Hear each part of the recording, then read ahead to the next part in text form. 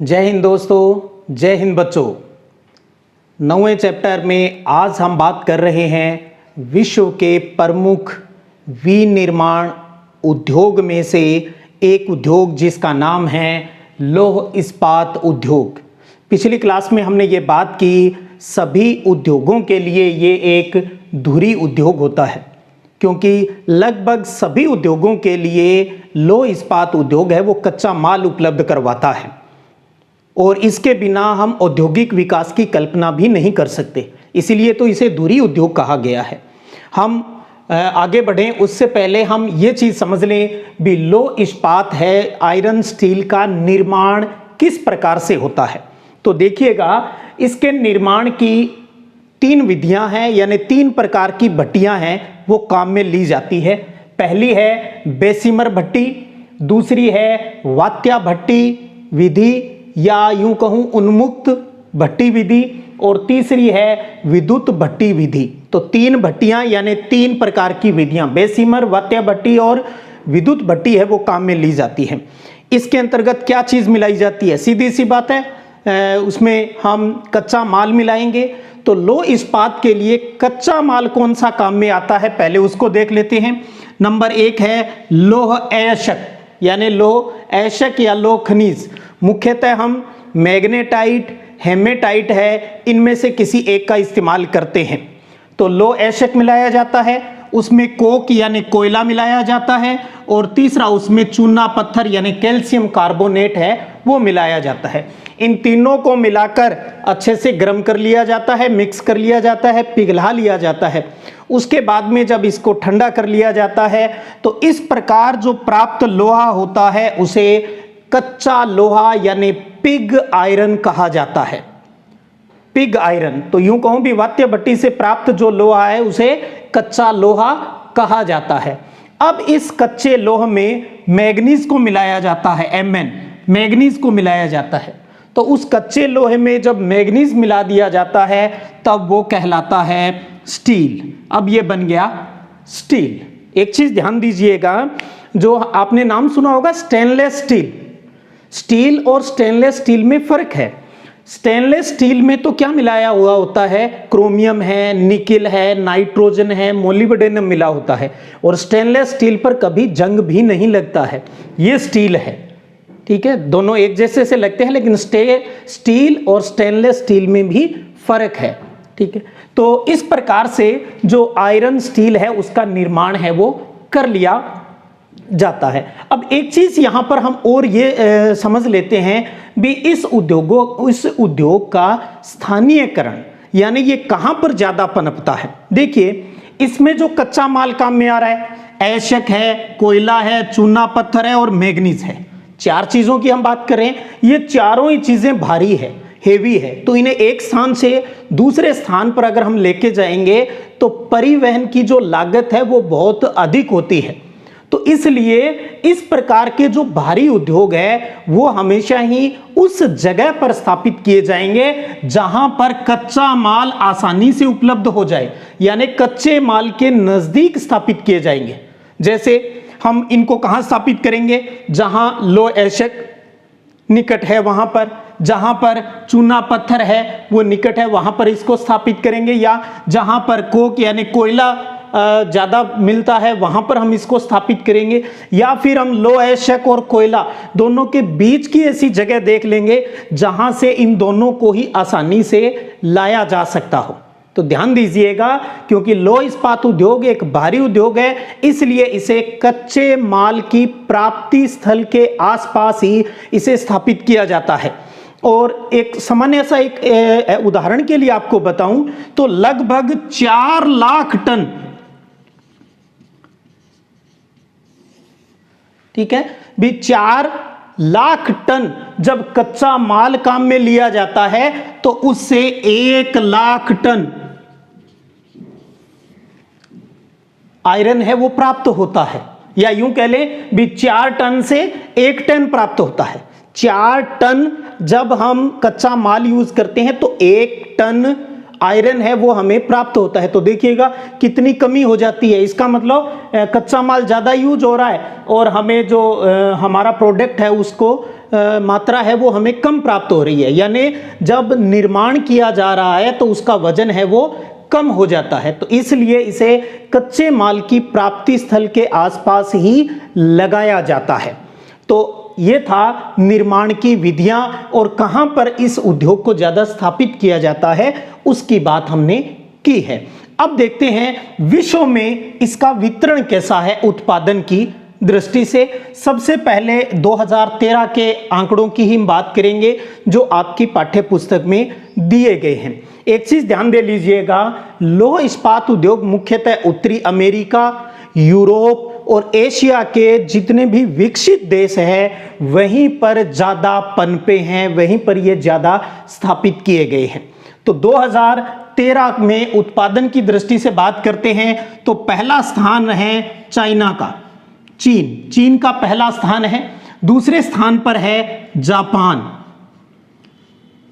तीसरे स्थान पर है संयुक्त राष्ट्र अमेरिका और चौथे स्थान पर है हमारा भारत और पांचवें पे आता है रसिया, रूस और कोरिया की बात आती है। तो 2013 के जो आंकड़े आपकी पाठ्य पुस्तक में दिए हैं उस आधार पर चाइना नंबर 1 है, जापान 2 पे है, यूएसए 3 पे है और हमारा भारत 4 नंबर पे आता है। देखिए आंकड़े तो बदलते रहते हैं, आंकड़े तो बदलते रहते हैं। 2017 की बात करें तो चाइना है वो नंबर 1 और जापान आ गया उसके बाद नंबर 2 पे, नंबर 3 पे आ गया अपना भारत और नंबर 4 पर चला गया यूएसए, नंबर 4 पे चला गया यूएसए। तो 2017 तक भारत कौन से स्थान पर आ गया? तीसरे स्थान पर आ गया। अब हम लेटेस्ट के आंकड़ों की बात करें, 2019 की बात करें तो चाइना आज भी पहले स्थान पर है और भारत है वो अब दूसरे स्थान पर आ गया है। उसके बाद जापान का स्थान है और उसके बाद यूएसए का है। तो देखिएगा 2013 में इंडिया चौथे पर था, 2017 तक ही आते आते तीसरे स्थान पर हो गया और 2019 तक आते हुए भारत का है वो सेकंड स्थान हो गया। चाइना आज भी पहले स्थान पर है। तो पहले तो एक प्रश्न ये ध्यान रखिएगा, विश्व में सबसे ज्यादा जो प्रोडक्शन है आयरन स्टील का वो किस देश में होता है? तो वो है चाइना, चीन में होता है। ठीक है, और आज 2 नंबर पे भारत है, फिर जापान है और फिर यूएसए है। तो आपको ये प्रोडक्शन लिस्ट सिलेबस के अकॉर्डिंग 13 है और लेटेस्ट के हिसाब से 2019 वाली बात आपको अच्छे से पता हो। अब हमें क्या करना है इस टॉपिक में? अब हमें इस विश्व के वितरण को अलग अलग देश के हिसाब से समझना है। भी चाइना में हमने कहा फर्स्ट पोजीशन पे है, तो चाइना का कौन सा क्षेत्र है वो इस आयरन स्टील के लिए फेमस है, जापान का कौन सा क्षेत्र प्रसिद्ध है और यूएसए का कौन सा क्षेत्र प्रसिद्ध है, इसकी हम बात करेंगे। और इसके अलावा कुछ प्रमुख देशों की लोकेशन की बात करेंगे। इंडिया की बात हम ज़्यादा विस्तृत या नहीं करेंगे क्योंकि जो सेकंड पार्ट है उसमें लौह इस्पात उद्योग में इंडिया अपने विस्तृत है, तो वहाँ पर इसके बारे में हम ज़्यादा बात वहाँ करेंगे। एक चीज़ आप देखिएगा, जो चीन, जापान, जो यूएसए हैं, इनकी लोकेशन को हमें अच्छे से दिमाग में रखना है। क्यों? क्योंकि आपकी बोर्ड परीक्षा के अंतर्गत विश्व मानचित्र का प्रश्न भी आना है, विश्व मानचित्र का प्रश्न भी आना है। तो उसमें आपको इनकी लोकेशन पूछी जा सकती है, भी लौह इस्पात उद्योग को विश्व मानचित्र पर प्रदर्शित कीजिए। इसके लिए मैंने पूर्व में भी जो प्रमुख लोकेशन है विश्व की उसके वीडियो बनाए हुए हैं, डिस्क्रिप्शन में उसका लिंक भी दे दूंगा ताकि आप एक साथ फेमस जगह है वो देख सकेंगे। तो अब एक एक करके लौह इस्पात उद्योग के प्रमुख देशों पर बात करते हैं और सबसे पहले बात करते हैं हम चाइना पर। यह है आपके सामने चाइना का मानचित्र। हमने पढ़ा भी चाइना है वो विश्व का सबसे बड़ा लौह इस्पात उत्पादन करने वाला देश है। तो अब चाइना का कौन सा क्षेत्र सबसे ज़्यादा इसके लिए प्रसिद्ध है उस पर बात कर रहे हैं। आप ये चाइना का मानचित्र देख पा रहे हो, ये सिक्यांग क्षेत्र, ये तिब्बत का पठार, ये जो पश्चिमी साइड है चाइना की, यहाँ पर बहुत कम लोग रहते हैं क्योंकि यहाँ पर पहाड़ी है और बर्फीला इलाका है, इसलिए यहाँ बहुत कम जनसंख्या है वो रहती है। जनसंख्या ज़्यादा इस साइड में है और यही साइड औद्योगिक दृष्टि से इसका ज़्यादा समग्र है। तो देखिएगा लौह इस्पात उद्योग के हिसाब से 4 प्रमुख क्षेत्र है चाइना के जिसमें आप देख पा रहे हैं नंबर 1 मंचूरिया क्षेत्र है ये, नंबर 2 उत्तरी चीन क्षेत्र है, नंबर 3 यांगटीसी घाटी क्षेत्र है और नंबर 4 दक्षिणी चीन क्षेत्र है। तो ये साइड है चाइना की जो लौह इस्पात उद्योग के उत्पादन के लिए प्रसिद्ध है। 4 क्षेत्र एक बार फिर देखें, मंचूरिया क्षेत्र आप देख पा रहे हो डॉट डॉट से, ये रेड कलर के, ये मंचूरिया क्षेत्र है, ये उत्तरी चीन क्षेत्र है, ये यांगटीसी घाटी क्षेत्र है, यांगटीसी कियांग नदी बहती है यहाँ, और नीचे नीचे दक्षिणी चीन क्षेत्र है। तो अब बात करते हैं मंचूरिया क्षेत्र की। इस क्षेत्र की अगर हम बात करते हैं मंचूरिया की, तो इसमें 2 जगह है जो इसके प्रमुख केंद्र है, एक तो है आनशान और दूसरा है फुशुन। आनशान और फुशुन, आनशान फुशुन है ये मंचूरिया क्षेत्र के अंतर्गत है, मंचूरिया के आसपास का इलाका है। तो मंचूरिया क्षेत्र में आनशान और फुशुन है वो आयरन के लिए प्रमुख केंद्र है। तो आनशान और फुशुन के बाद में अगर उत्तरी चाइना क्षेत्र की बात करें इस एरिया की, तो इसमें 2 प्रमुख एरिया आते हैं जो कोयले के उत्पादन के लिए प्रसिद्ध है, सांसी और सेंसी। सांसी सेंसी, सांसी क्षेत्र और सेंसी, सांसी और सेंसी क्षेत्र है। सांसी और सेंसी क्षेत्र है यहाँ पर जो कोयले के उत्पादन के लिए ज़्यादा प्रसिद्ध है। कोयला उत्पादन वहाँ ज़्यादा होता है क्योंकि कोयला इस स्टील उद्योग के लिए कच्चा माल है, तो इसलिए इसके आसपास ही ये उद्योग है वो ज़्यादा विकसित हुआ है। तो 3 प्रमुख जगह यहाँ पर पाओटो, पाओटो, दूसरा है बीजिंग और तीसरा है टिटसिन। तो पाओटो, बीजिंग और टिटसिन है वो उत्तरी चाइना क्षेत्र के प्रमुख केंद्र है। जैसे यहाँ ये निशान लगा रखा है मैंने गोला, ये है बीजिंग जो चाइना की कैपिटल भी है बीजिंग, ठीक है। तो उत्तरी चीन क्षेत्र में सांसी और सेंसी क्षेत्र है वो कोयले के लिए ज्यादा प्रसिद्ध है और इसके आसपास ही पाओटा, बीजिंग और टिटसिन है वो इस लौह इस्पात उद्योग के प्रमुख केंद्र है उत्तरी चीन क्षेत्र के अंतर्गत बात करते हैं। तो अब आता है ये इलाका इसके नीचे जिसको यांगटीसी घाटी क्षेत्र कहते हैं क्योंकि यांगटीसी कियांग नदी है वो यहाँ से निकलती है, और इसके प्रमुख क्षेत्र है संघाई बिल्कुल समुद्र तट पर संघाई है। दूसरा वुहान है, वुहान बड़ा कोरोना के अंतर्गत बड़ा चर्चित रहा, आपको अच्छे से याद होगा। तो संघाई वुहान है इसके पास इधर वाली साइड में, और इसके थोड़ा सा साइड में है चुंगकिंग और इसके पास ही है हेकाऊ। तो यांगटीसी घाटी क्षेत्र की बात करें तो 4 प्रमुख क्षेत्र है यहाँ पर, संघाई है, वुहान है, चुंगकिंग है और हेकाऊ आता है। और दक्षिणी चीन क्षेत्र नीचे वाले एरिया की बात करें तो यहाँ पर कैंटन है, कैंटन, दूसरा है कुनमिंग और तीसरा है चुंगचिंग, ये चुंगचिंग है, और चौथा है सिगटाओ। तो ये 4 प्रमुख है वो दक्षिणी चीन क्षेत्र वाली साइड में आते हैं। तो यहाँ पर भी प्रमुख लौह इस्पात का केंद्र है। तो ध्यान दीजिए चाइना है विश्व में प्रथम स्थान रखता है लौह इस्पात उत्पादन के अंतर्गत। 4 क्षेत्र मंचूरिया में दो प्रमुख केंद्र अनशान और फुशुन है। उत्तरी चीन क्षेत्र में पाओटा, बीजिंग और टिटसिन आते हैं। यांगटीसी कियांग में संघाई है, वुहान है, चुंगकिंग है और हेकाऊ क्षेत्र आता है, और नीचे कैंटन, कुनमिंग, चुंगचिंग और सिंगटाऊ क्षेत्र आता है। तो यानी ये इलाका है वो लौह इस्पात उद्योग के लिए ज्यादा प्रसिद्ध है चाइना का। अब बात करते हैं अगले देश की। अब बात करते हैं अपने दूसरे प्रमुख केंद्र पर जिसका नाम है जापान देश की बात कर रहे हैं। भी जापान का कौन सा एरिया है वो लौह इस्पात उद्योग के लिए प्रसिद्ध है। सबसे पहले तो आप ये समझिए जापान जो देश है वो लगभग 3900 द्वीपों का देश है। बहुत सारे द्वीपों का वो मिलकर ये देश है वो बना हुआ है। इसमें से जो 4 प्रमुख द्वीप हैं आपके सामने है, चारों प्रमुख द्वीप। पहला है होक्काइडो द्वीप ऊपर, दूसरा है होन्शु द्वीप, तीसरा है क्यूशु द्वीप और चौथा है शिकोकू द्वीप।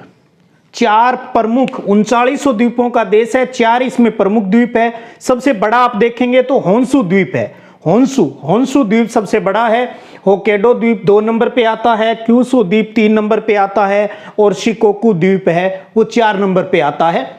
आकार के आधार पर बात करें तो इन 4 द्वीपों का कौन सा एरिया है वो लौह इस्पात के लिए प्रसिद्ध है। तो देखिएगा होक्काइडो द्वीप आपके सामने है। होक्काइडो द्वीप का दक्षिणी जो हिस्सा है उसे कहा गया है मुरोरान क्षेत्र। मुरोरान क्षेत्र इसके अंतर्गत है मुरोरान, वेनेसी और इशिकारी। मुरोरान, वेनेसी और इशिकारी जो क्षेत्र है वो लौह इस्पात के लिए प्रसिद्ध है। अब बात करें होन्शु द्वीप की, तो होन्शु द्वीप में दो प्रमुख एरिया है। एक तो ये इलाका जिसको हम कहें उत्तरी पूर्वी जो इलाका है, जिसका नाम है टोक्यो याकोहामा क्षेत्र। टोक्यो याकोहामा क्षेत्र, और इसके अंतर्गत नाम में स्पष्ट है, एक तो टोक्यो आ गया, ये इलाका है, टोक्यो आ गया, इसके पास ही नीचे ये रहा याकोहामा क्षेत्र। तो टोक्यो याकोहामा क्षेत्र है वो इसके लिए प्रसिद्ध है। इसके अंतर्गत साथ में कावासाकी भी है इसके पास ही। तो टोक्यो याकोहामा कावासाकी है वो इस होन्शु द्वीप के उत्तरी पूर्वी क्षेत्र के अंतर्गत है, और यानी जहां पर लौह इस्पात उद्योग है। तीसरा जो एरिया की हम बात करें होन्शु द्वीप के अंतर्गत ही ये दक्षिणी साइड वाला जो इलाका है जिसे कहा गया है कोबे ओसाका क्षेत्र। ये कोबे है और ये ओसाका है। कोबे ओसाका क्षेत्र के अंतर्गत है ये उद्योग, काफी प्रमुख है। यहाँ पर कोबे, ओसाका, हिरोहिता और शिकाई एरिया है प्रमुख। जो केंद्र है कोबे, ओसाका, हिरोहिता और शिकाई है वो एरिया आ गया इसमें, ठीक है। और ये रहा अपना हिरोशिमा। हिरोशिमा इस साइड में, यहाँ आप ये देख पा रहे हो, यहाँ पर जो जापान का जो पूर्वी साइड है वो थोड़ा कटा फटा हुआ क्षेत्र है। इसी एरिया में जनसंख्या है वो ज्यादा रहती है। अब बात करें क्यूशु द्वीप के उत्तरी साइड के अंतर्गत जिसका नाम है मोजी नागासाकी क्षेत्र। मोजी नागासाकी क्षेत्र, तो इसके अंतर्गत ये रहा नागासाकी, ये रहा मोजी, ये रहा यावाता। तो मोजी, नागासाकी, यावाता, कोकुरा और शिमोनास्की जो क्षेत्र है वो भी लौह इस्पात के लिए प्रसिद्ध है। तो आप यहां देख पा रहे हो भी जापान के भी 4 क्षेत्र, मुरोरान क्षेत्र, दूसरा टोक्यो याकोहामा क्षेत्र, और तीसरा कोबे ओसाका क्षेत्र, और चौथा मोजी नागासाकी क्षेत्र है वो लौह इस्पात के लिए प्रसिद्ध है। आप नाम में जो एरिया है उसी के अंतर्गत उन जगहों के नाम ही है ये सारे। तो लोकेशन भी आप ध्यान रखिए, यहाँ पर ये टोक्यो है, ये याकोहामा है, ये ओसाका है, ये कोबे है, हिरोशिमा आ गया, नागासाकी क्षेत्र आ गया। तो ये थे जापान देश के प्रमुख लौह इस्पात जो केंद्र है। और अब बढ़ते हैं तीसरे देश की तरफ। हमने चीन कर लिया, जापान कर लिया। जापान में एक चीज़ आप ध्यान रखिएगा, जापान में लौह इस्पात का कच्चा माल उपलब्ध नहीं है, लेकिन फिर भी उनकी टेक्नोलॉजी बहुत अच्छी है, परिवहन की सुविधा अच्छी है, वहाँ गवर्नमेंट पॉलिसी अच्छी है, इसलिए दूसरे देशों से निर्यात करके भी वहाँ पर लौह इस्पात उद्योग है वो अच्छा फल फूल रहा है। अब देखते हैं संयुक्त राज्य अमेरिका यूएसए में कौन कौन से प्रमुख क्षेत्र हैं लौह इस्पात उद्योग के। तो ये आपके सामने है यूएसए का मानचित्र। आप देखेंगे ऊपर वाला इलाका ये जो झील क्षेत्र है जहां प्रमुख 5 झीलें हैं, सुपीरियर, ह्यूरोन, ईरी, ओंटेरियो और मिशिगन झील। तो यहाँ प्रमुख लोकेशन हम देख रहे हैं, मिशिगन झील के नीचे है शिकागो है, इधर पिट्सबर्ग है, शिकागो, पिट्सबर्ग, बफेलो, और शिकागो और पिट्सबर्ग के नीचे है बर्मिंघम।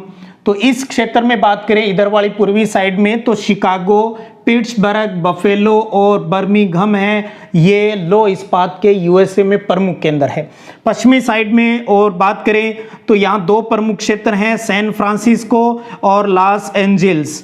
सैन फ्रांसिस्को और लॉस एंजल्स, और आपको मानचित्र में भरना भी आना चाहिए ये लोकेशन। तो आपको यूएसए में मुख्यतः कितने ध्यान रखने हैं? 6 नाम, Chicago, Pittsburgh, Buffalo, Birmingham, San Francisco और लॉस एंजल्स है। तो ये है संयुक्त राज्य अमेरिका के प्रमुख केंद्र जहां पर लौह इस्पात उद्योग का बहुत अधिक उत्पादन होता है। अब कुछ और प्रमुख देशों की बात कर लें तो देखिएगा ब्राजील की बात करते हैं। ब्राजील कौन से महाद्वीप में है? दक्षिणी अमेरिका महाद्वीप में। तो ब्राजील के 3 प्रमुख क्षेत्र हैं, साओ पालो, रियो डी जेनेरो और सेंटोस।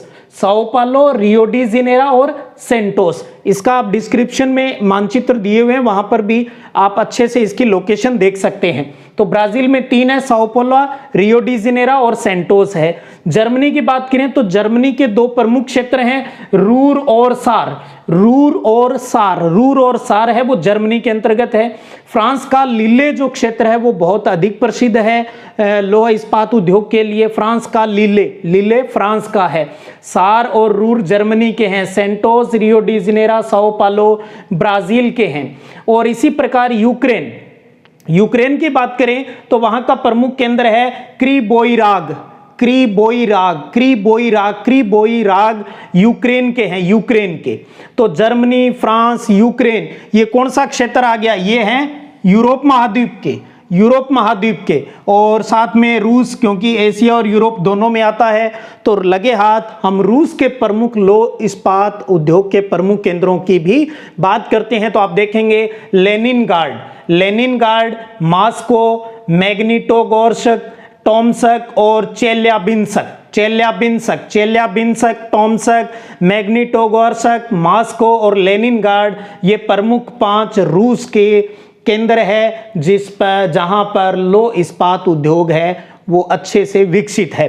तो रूस में लेनिनग्राड, मॉस्को, मैग्निटोगोर्स्क, टोम्स्क और चेल्याबिंस्क है। यूक्रेन में क्रीबोईराग है। फ्रांस में लीले है। जर्मनी में रूर और सार है। ब्राजील में sao paulo, Rio de Janeiro और सेंटोस है। और अमेरिका में हमने Chicago, Pittsburgh, Buffalo, Birmingham, San Francisco और लॉस एंजल्स की बात की। तो आज की इस वीडियो क्लास में हमने लौह इस्पात उद्योग के विश्व के प्रमुख देशों में प्रमुख केंद्रों को समझा है भी कहाँ ये उस लौह इस्पात उद्योग है वो अधिक केंद्रित है भी, इसका केंद्रीयकरण कहाँ पर ज़्यादा है। तो आपने देखा उत्तरी अमेरिका और यूरोप और एशिया के जो डेवलप कंट्री है वहाँ पर ये ज़्यादा विकसित है। जापान में तो इसका कच्चा माल बहुत कम है, फिर भी निर्यात करके जापान के अंतर्गत भी ये उद्योग है वो बहुत अधिक विकसित है। तो अगली वीडियो क्लास में हम बात करेंगे अंतिम टॉपिक पर जिसका नाम है वस्त्र उद्योग। तब तक पढ़ते रहिएगा, बढ़ते रहिएगा। जय हिंद, जय भारत।